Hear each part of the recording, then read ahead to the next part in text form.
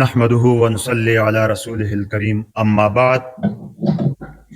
मेरे मुहतरम भाइयों, बुजुर्गों और दोस्तों, अल्लाह रब्बुल इज़्ज़त का एहसान और करम एक अजीम शान महीना रमज़ान का आफियत के साथ गुजर गया। अल्लाह इसमें किए हुई इबादतें कबूल फरमाए, जितनी कमी कोताही रही अल्लाह माफ़ फरमाए, और आइंदा रमज़ान जैसे अजीम महीनों को बार बार हमें नसीब फरमाए। रमज़ान इस साल का महीना गुजर गया, लेकिन रोजे जो फर्ज थे वो तो रमजान के महीने के थे। इसके अलावा भी रोजे हैं, उनकी तरफ हर एक की तवज्जो नहीं होती। हालांकि रोजा एक बहुत बड़ी इबादत है। खैर, रमजान के जो रोजे हैं उनकी तो जो हैसियत और मकाम है वो तो बहुत ही ऊंचा मकाम है, लेकिन इसके अलावा भी जितने रोजे हम रखते हैं वो अल्लाह के लिए होते हैं। और अल्लाह का इरशाद नबी अलैहिस्सलातु वस्सलाम की तरफ से, अस्सौमु ली व अना अज्ज़ी बिह, कि रोजा मेरे लिए है और मैं ही इसका बदला दूंगा। और इसी रिवायत में अस्सौमु ली व अना उज्ज़ा बिही, कि रोजा मेरे लिए है और बदले में मैं ही मिलूंगा।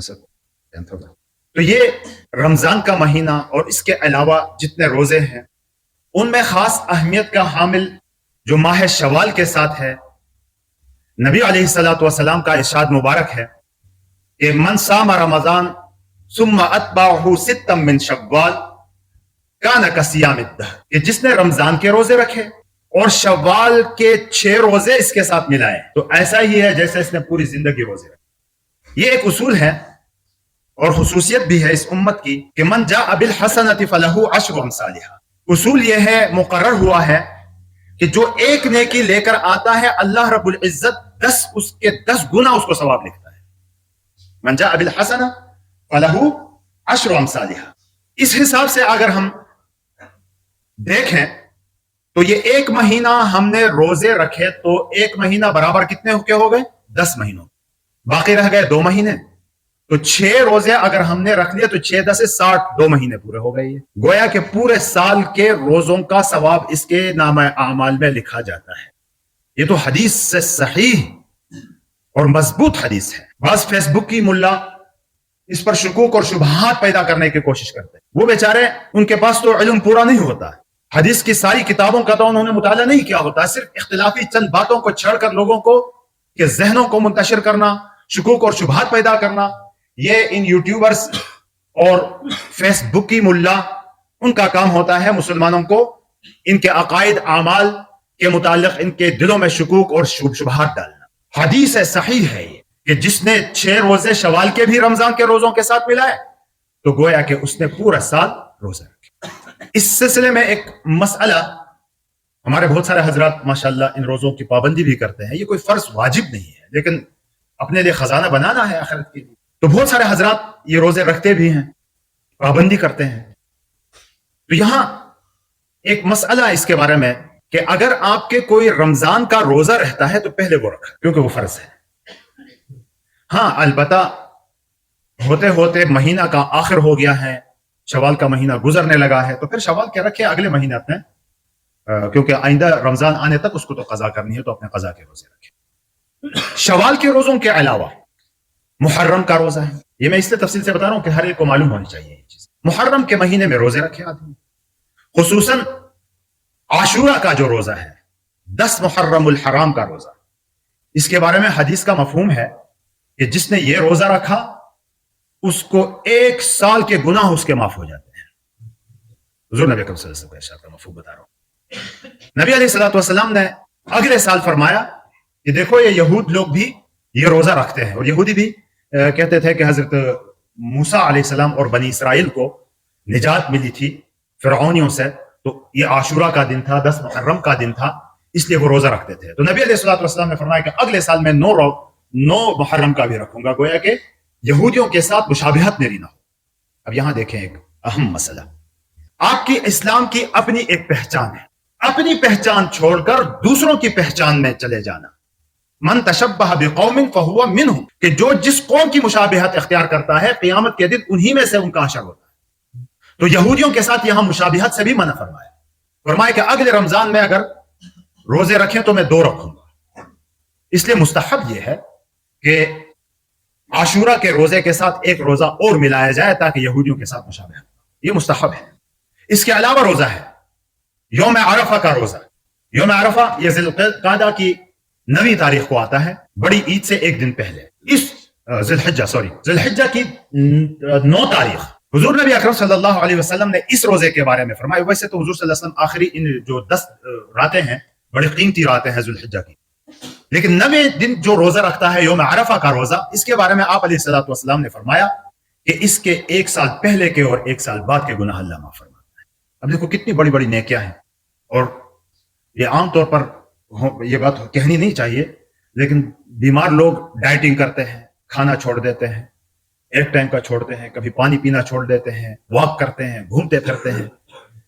بھائی نیت یہ نہ ہو، لیکن اگر ہم ان روزوں کی ہی پابندی کریں تو ساری ڈائٹنگ اور ساری چیزیں اس میں آ جاتی. بہت سارے لوگ بیمار ہوتے ہیں نا، معدے کے مریض، کولیسٹرول جن کا زیادہ ہے، شوگر کے مریض ہے، یا موٹاپے کا مرض ہے، یا پیٹ بڑھا ہوا ہے، تو اس کے لیے ڈاکٹروں کے پاس جائیں گے تو کہتے ہیں کہ بھائی ایک ٹائم کا کھانا چھوڑو، اور کہتے ہیں کہ واک کریں، اور کھانے پینے کے اوپر مختلف قسم کی پابندیاں لگائی جاتی ہیں. میں کہتا ہوں کہ اگر ان مسنون اور نفلی روزوں کا اہتمام آدمی کرے تو اس قسم کے ڈائٹنگ وائٹنگ کی کوئی ضرورت ہی نہیں رہے گی، بیماریاں ہی دور چلی جائیں. لیکن ہماری نیت تو بیماریاں دور کرنا ہی نہیں، ہماری نیت تو یہ ہے کہ اللہ کے نبی کا کی سنت ہے وہ پوری کرنا. حضرت ابو ہریرہ رضی اللہ تعالیٰ عنہ فرماتے ہیں کہ مجھے میرے نبی نے صلی اللہ علیہ وسلم نے وصیت کی ایام 20 کے روزوں کے بارے میں. یا ایام 20 کون سے ہیں؟ 13، 14، 15 اسلامی تاریخ کے 13 تاریخ، 14 تاریخ اور 15 تاریخ. بہت سارے لوگ اس کی بھی پابندی کرتے ہیں. حضور نبی اکرم صلی اللہ علیہ وسلم نے ایک جگہ ایک مرتبہ یہ بھی ارشاد فرمایا کہ سوموار، یہ پیر کا دن بنتا ہے، دوشنبہ، پیر کے دن اور جمعرات کے دن میں یہ چاہتا ہوں کہ میرے اعمال جب اللہ کے سامنے ان 2 دنوں میں جو پیش ہوتے ہیں تو اعمال پیش ہوں اور میں روزے سے ہوں. اس لیے مدینہ شریف آپ جائیں گے نا، مدینہ منورہ، تو وہاں لوگ اس کا اہتمام کرتے ہیں. باقاعدہ سوموار کے دن، جس کو پیر کہتے ہیں ہم، دوشنبہ، اور جمعرات کے دن وہاں افطار کے لیے دسترخوان بچھتے ہیں. تو یہ نفلی اور مستحب روزے جن کا خلاصہ بتا دیا. ایک ان میں سے اہم روزے کون سے ہوئے؟ شوال کے 6 روزے، دوسرا یوم عرفہ کا روزہ، تیسرا عاشورہ کا روزہ محرم 10 تاریخ، 11 یا 9 بھی اس کے ساتھ ملا لی جائے، چوتھا ایام 20 کے روزے 13، 14، 15 اسلامی تاریخ کے، اور 5واں سوموار اور جمعرات کا روزہ. ان میں سے جتنا رکھنا چاہے آدمی، جتنا رکھ سکے. اللہ کے نیک بندے ان سب کی پابندی کرتے ہیں. اللہ ہمیں بھی توفیق دے. تو میرے محترم بھائیو، بزرگوں اور دوستو، ان اعمال کی اللہ رب العزت کی طرف سے، ہماری شریعت کی طرف سے ترغیب ہے، کیونکہ یہ اعمال، نیک اعمال ہماری آخرت کے لیے کرنسی ہے. کرنسی، سکہ، کرنسی ہوتی ہے نا. ہمارے پاکستان میں روپیہ چلتا ہے، یہاں سے آدمی چلا جائے سعودیہ تو وہاں ریال چلتا ہے.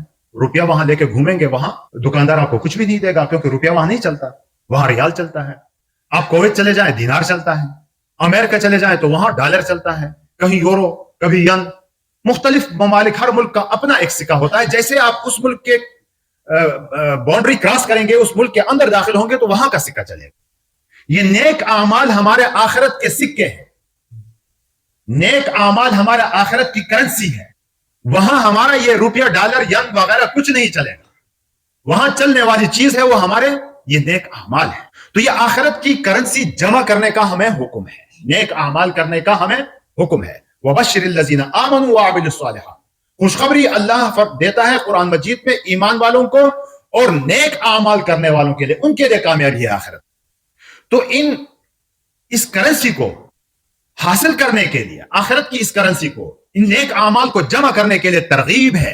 اور پھر خصوصیت بھی اس امت کی یہ بتا دی، جیسے میں نے ابھی قرآن کی آیت تلاوت کی کہ من جاء بالحسنۃ فلہ عشر امثالھا، کہ جو ایک نیکی کما کے لائے گا اس کے لیے 10 گنا لکھا جاتا ہے. اور مالی جو عبادات ہیں، مثل الذین ينفقون اموالهم فی سبیل اللہ کمثل حبۃ انبتت 7 سنابل فی کل سنبلۃ 100 حبۃ واللہ یضاعف لمن یشاء واللہ واسع علیم.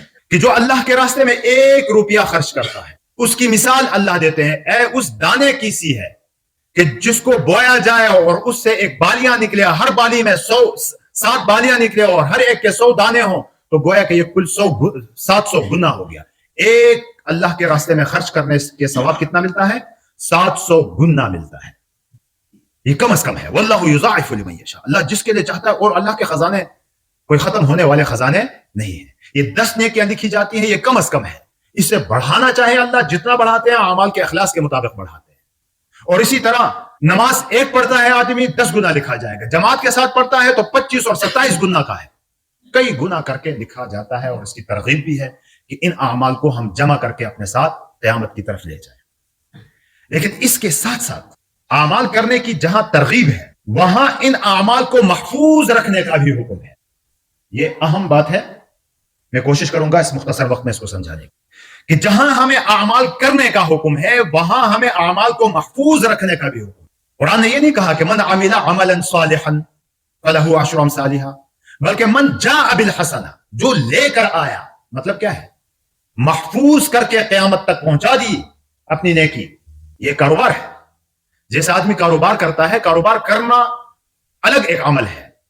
کاروبار نہیں کرے گا تو اس کی دکان آگے نہیں بڑھے گی، اس کی تجارت آگے نہیں بڑھے گی. کاروبار کرنا الگ ایک عمل ہے.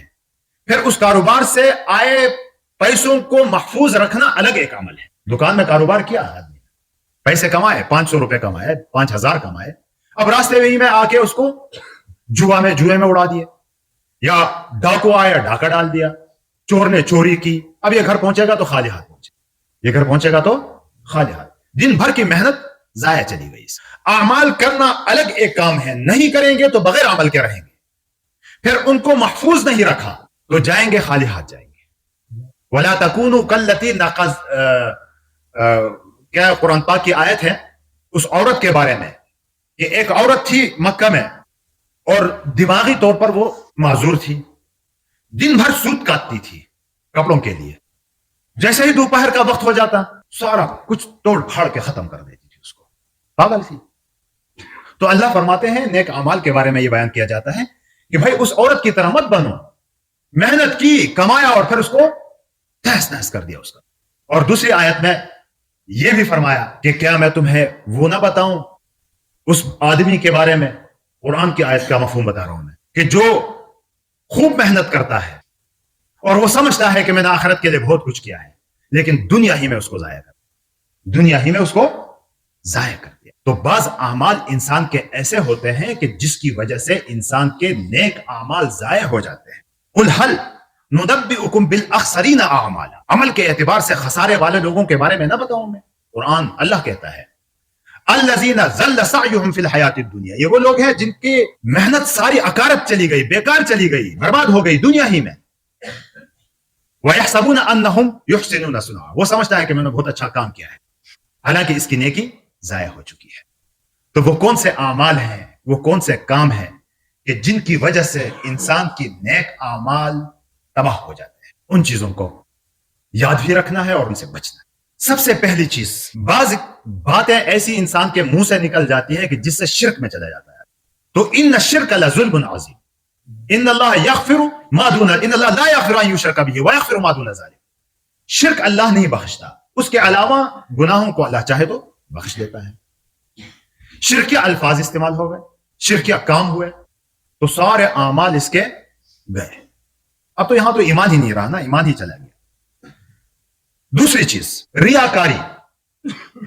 ریاکاری کا مطلب کیا ہے کہ ہم جتنے اعمال کرتے ہیں، نماز پڑھتے ہیں، روزہ رکھتے ہیں، زکوٰۃ دیتے ہیں، جتنے اعمال ہم کرتے ہیں کس کے لیے کرتے ہیں؟ ایک اللہ کی رضا کے لیے، اللہ کا حکم سمجھ کر. لیکن بجائے اللہ کی رضا کے ہم مخلوقات کو دکھانے کے لیے اگر وہ کر دیں تو یہ اللہ کے لیے رہ جائے گا. یہ کام اللہ کے لیے نہیں رہا. تو یہ عمل کر رہا ہے لیکن سارا ضائع ہے، بلکہ الٹا اپنے آپ کو پھنسا رہا ہے. یہ پھنس گیا، پوچھا جائے گا اس کا یہ تیرا اللہ میں تھا یا وہ بندے تھے، یہ تو نے ان کے لیے یہ کام کیا. حضرت ابو ہریرہ رضی اللہ تعالیٰ عنہ کے پاس لمبی چوڑی حدیث ہے. ایک شخص گیا کہ آپ نے حضور صلی اللہ علیہ وسلم سے جو بات سنی خود اور سمجھے بھی آپ تو وہ بات بتا دیں. تو حضور صلی اللہ علیہ وسلم سے جو بات ابو ہریرہ نے سنی، کہتے ہیں کہ روایت میں آتا ہے کہ ابو ہریرہ رضی اللہ تعالیٰ عنہ نے فرمایا کہ میں نے یہ سنا بھی اور یہ میں سمجھ بھی چکا ہوں. یہ کہہ کر چیخ ماری اور غشی تاری ہو. 3 دفعہ اس طرح کی حالت آ گئی. پھر فرمایا میں نے حضور صلی اللہ علیہ وسلم سے سنا اس شخص کے بارے میں کہ جس سے پوچھا جائے گا قیامت کے دن. میں خلاصہ بتا رہا ہوں اس روایت. قیامت کے دن میں نے تمہیں صحت دی تھی، جسم دیا تھا، کیا کیا آپ نے اپنے لیے اور میرے لیے؟ تو وہ کہے گا کہ اللہ صحت دی تھی، آپ کے راستے میں جہاد کیا، اور یہاں تک کہ میں شہید ہوں۔ تو اللہ رب العزت کی طرف سے جواب آئے گا کذبت، جھوٹ بولا تو۔ فرشتے بھی کہیں گے کذبت، تم نے جھوٹ بولا، تم نے تو اس لیے یہ جہاد کیا، شہید اس لیے ہوئے کہ لوگ مجھے بہادر کہیں گے، وہ لوگوں نے کہہ دیا بس ختم تمہارا۔ اور پھر فرشتوں کو حکم ہوگا کہ اس کو اوندھے منہ جہنم میں ڈالو۔ اب دیکھو شہادت بہت بڑا رتبہ ہے۔ اللہ فرماتے ہیں کہ جو اللہ کے راستے میں شہید ہوا اس کو مردہ مت کہو، بل احیاء، یہ زندہ ہے اللہ کے ہاں۔ بہت بڑا مقام ہے شہادت کا، لیکن وہ اگر مخلوقات کے لیے کیا جائے اللہ کو چھوڑ کر، تو یہ بندہ اس کے بارے میں آئے گا، اللہ حکم دے گے کہ الٹے منہ اوندھے منہ اس کو جہنم میں پھینک دو۔ تیسرا وہ شخص علم دیا تھا، اس علم کے بارے میں پوچھا جائے گا، وہ کہے میں نے قرآن پڑھایا، حدیث پڑھائی، بیان کیا آپ کے لیے۔ علم اللہ کی طرف سے نعمتوں میں ایک بہت بڑی نعمت ہے، اپنے خاص بندوں کو دیتا ہے، ہر ایک کو دیتا بھی نہیں ہے۔ لیکن اس شخص کو کہا جائے گا کہ جس نے یہ علم صرف اپنے دکھاوے کے لیے استعمال کیا، اللہ کے دین کی خدمت کے لیے استعمال نہیں کیا، اللہ کو راضی کرنے کے لیے استعمال نہیں کیا، تو اس کے بارے میں کہا جائے گا کہ اس کو اوندھے منہ جہنم میں پھینکو۔ اسی طرح سخی کو لایا جائے گا، ہاں بھائی سخاوت کی، میں نے بہت بڑا کام کیا آپ کے راستے میں نے غریبوں کے ساتھ مدد کی، صدقات کیے، یہ بہت سارے کام گنوائے گا۔ اللہ اس کو بھی کہے گا کہ تم نے جھوٹ بولا، کیونکہ تم نے تو نام پیدا کرنے کے لیے یہ سب کچھ کیا تھا، میری رضا کے لیے تو نہیں کیا۔ حالانکہ سخی آدمی اللہ کا دوست ہوتا ہے، لیکن جس نے اللہ کے لیے نہیں کیا، مخلوق کے لیے کیا، تو اس کو مخلوق کے حوالے کیا جائے گا، اور اس کو بھی اوندھے منہ جہنم میں پھینکنے کا۔ تو میرے محترم بھائیو بزرگوں اور دوستو، جتنے بھی اعمال ہم سے ہوتے ہیں ہم کس کے لیے کریں؟ ایک اللہ کے، ایک اللہ کو راضی کرنے کے۔ چاہے لوگ ہمیں برا بھلا کہیں، چاہے ہماری لوگ تعریف کریں، بے پرواہ ہونا ہے اس چیز سے۔ بس ایک اللہ کی رضا کے لیے اگر کریں گے، چھوٹے سے چھوٹا عمل بھی کئی گنا بڑھا چڑھا کر اللہ پاک دے دیتے ہیں۔ اور قیامت کے دن جو وزن ہوگا تو وہ وزن بھی اخلاص کی بنیاد پر ہوگا۔ تیسری چیز جو اعمال کو ضائع کرنے والی، وہ ہے بدعت۔ بدعت کا مطلب یہ ہوتا ہے کہ کوئی چیز نبی کی سنت سمجھ کے، شریعت سمجھ کے اس پر عمل کیا جائے، حالانکہ وہ شریعت میں نہ ہو۔ خیر یہ تفصیلی بات ہے، کسی وقت اس پر بات کریں گے۔ ایک عمل ہے بے ادبی، دین کے ساتھ بے ادبی کرتا ہے، دینی احکام کے ساتھ بے ادبی کرتا ہے، دین والوں کی بے ادبی کرتا ہے، تو ایسے شخص کے اعمال بھی ضائع ہوتے رہتے ہیں۔ پانچویں چیز، لا تبطلوا صدقاتکم بالمن والاذى، کسی کے ساتھ آپ نیکی کرتے ہیں اور اس پر احسان بھی جتلاتے ہیں، تو وہ آدمی نہیں ہے تجھے میں نے پیسے دیے تھے، تو وہ نہیں ہے جس کے ساتھ میں نے تعاون کیا تھا، اس قسم کا احسان جتلاتے ہیں، سارا عمل اپنا ضائع۔ چھٹی چیز میں مختصر گنوا رہا ہوں، حسد۔ ان الحسد یاکل الحسنات کما تاکل النار الحطب، حسد بھی انسان کی نیکیوں کو ایسے کھا جاتا ہے جیسے کہ آگ خشک لکڑیوں کو جلا کے راکھ کر دیتی ہے۔ بھائی اس کو مال کیوں ملا، اس کو دولت کیوں ملی، اس کو صحت کیوں ملی، اس کو علم کیوں ملا، اس کو کمال کیوں ملا، اس کو عزت کیوں ملی، اسی کے ساتھ حسد کر۔ اور ایک ہے حقوق ضائع کرنا، کسی کا حق ہو۔ حدیث پاک دیکھیں، نبی علیہ الصلوۃ والسلام نے فرمایا، ترمذی شریف کی روایت ہے، اتدرون ما المفلس، آپ کو پتہ ہے کہ مفلس کون ہے؟ حضور صلی اللہ علیہ وسلم پوچھ رہے ہیں صحابہ سے۔ صحابہ نے کیا جواب دیا؟ جیسے ہم آپ جواب دے سکتے ہیں کہ قالوا المفلس فینا یا رسول اللہ من لا درہم لہ ولا متاع، مفلس ہمارے نزدیک وہ ہے جس کے پاس پیسے نہ ہو اور کوئی سامان نہ ہو، تو وہ مفلس ہے، غریب ہے۔ میری طرف توجہ ہے۔ قال رسول اللہ صلی اللہ علیہ وسلم، نبی علیہ الصلوۃ والسلام نے فرمایا کہ المفلس من امتی، میری امت میں مفلس آدمی وہ ہے من یاتی یوم القیامت بصلاتہ وصیامہ وزکاتہ، کہ قیامت کے دن یہ اعمال لے کر آئے گا، نماز، روزہ، زکات، یہ ساری چیزیں لے کر آئے گا۔ ویاتی قد شتم ھذا وقذف ھذا واکل مال ھذا وسفک دم ھذا، کہ قیامت کے دن یہ آئے گا، اس کو گالی دی تھی، اس کے اوپر بہتان لگایا تھا، اس کے اوپر یہ کام کیا تھا، اس کو قتل کیا تھا وغیرہ، یہ سارے حقوق بھی لوگوں کے ضائع کیے تھے اس نے۔ تو حدیث کا لمبی چوڑی حدیث ہے، مفہوم یہ ہے کہ قیامت کے دن اس کے نیک اعمال اٹھا کے ان حق والوں کو دیا جائے گا۔ جب یہ نیک اعمال ختم ہو جائیں گے تو ان کی برائیوں کو اس کے اوپر لادا جائے گا، یہ بہت ساری نیک لے کر آئے گا اور بالکل خالی ہو کر جہنم کی طرف چلا جائے گا۔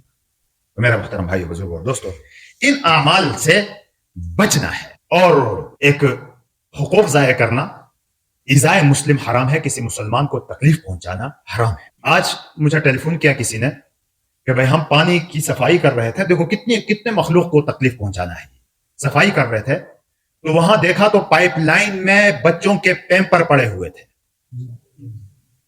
یہ نوٹ کریں، جہاں تک گھروں میں میری آواز جاتی ہے وہ بھی، کہ پانی میں پھینکا جاتا ہے، وہ جا کے کسی کے پائپ لائن میں چلا جاتا ہے، وہ چشموں میں چلا جاتا ہے، اور اللہ کی مخلوق اس سے وضو بھی بناتی ہے، غسل بھی کرتے ہیں، پیتے بھی ہیں، استعمال بھی ہوتا ہے۔ تو کتنی مخلوق کو تکلیف پہنچانا، جانوروں کو تکلیف پہنچانے کا بدلہ لیا جاتا ہے، یہاں انسان تو اشرف المخلوقات۔